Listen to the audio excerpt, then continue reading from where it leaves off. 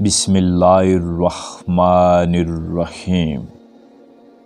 شروع اللہ کے بابرکت نام سے جو دلوں کے بید خوب جانتا ہے۔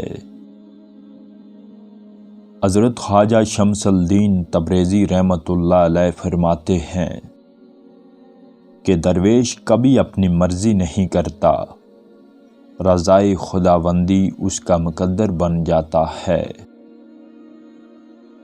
ساقی و جام عشق کے لازمی جز ہیں اور ان کا اصل تعلق خداوندی سے ہے۔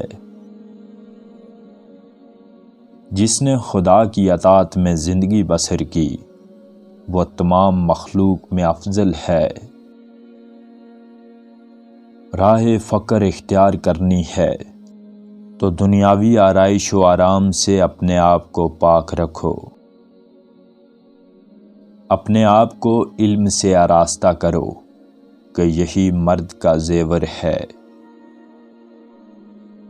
بزرگان دین کی زندگی کو سامنے رکھ کر ہی بہترین زندگی گزاری جا سکتی ہے۔ اس نے مطلب ایک سرچشمہ ہے جس سے حسن کے سوتے پھوٹتے ہیں اور کائنات کو منور کرتے ہیں۔